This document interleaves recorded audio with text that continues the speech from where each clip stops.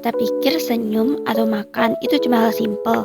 Padahal ternyata di balik gerakan kecil itu ada kerja keras dari tulang, otot, dan sendi yang super canggih.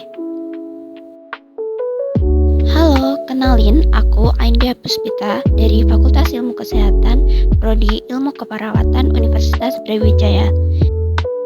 Di video ini kita bakal eksplor tubuh kita sendiri, mulai dari gerakan ringan sampai gerakan besar. Pertama, otot. Otot itu ibarat mesin penarik di tubuh kita. Ketika ia berkontraksi atau menegang, dia akan menarik bagian tubuh yang mau digerakkan. Tempat pertemuan antar tulang yang menjadi tempat di mana gerak sebenarnya terjadi itu adalah sendi. Tempat otot menempel itu adalah tulang. Jadi pas otot narik, tulangnya ikut gerak. Pertama-tama saat kita buka mulut, itu berarti otot di sekitar rahang bawah seperti otot masseter dan temporalis berkontraksi. Nah, mereka menarik rahang bawah atau tulang mandibula biar turun. Terus waktu kita mau gigit, otot-otot itu narik rahang ke atas lagi. Gerakan itu semua diatur lewat sendi rahang atau sendi temporomandibular yang ngasih fleksibilitas gerak naik turun dan ke samping. Terus pas udah gigit, kita mulai ngunyah. Di sini otot-otot tadi masih kerja dan ada tambahan otot pterygoideus yang juga bantu gerakin rahang ke samping-samping untuk melumatkan makanan. Selanjutnya pas makan kita biasanya sedikit menunduk.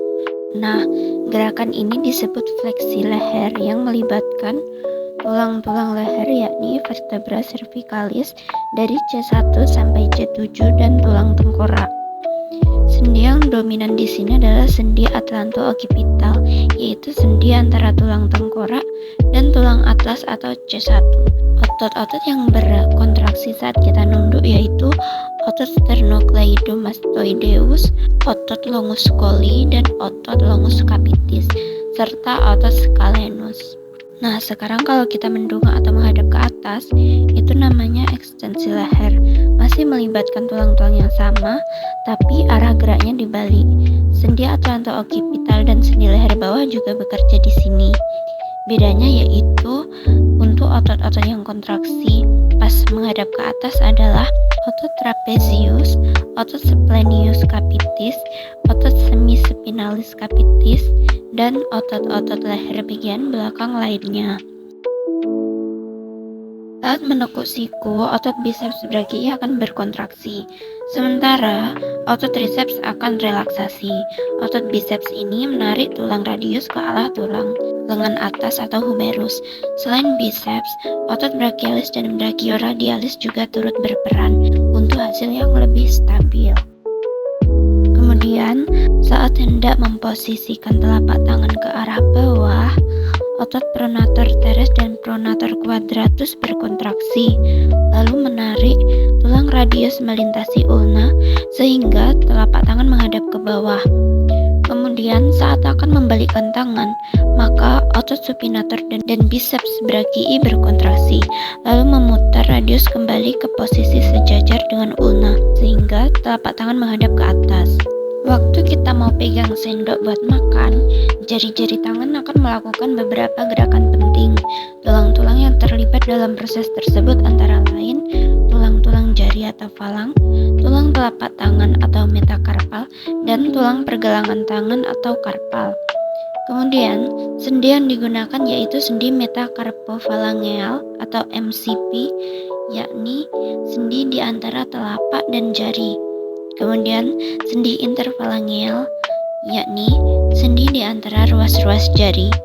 Kemudian, sendi karpometakarpal, yakni sendi yang penting untuk oposisi ibu jari.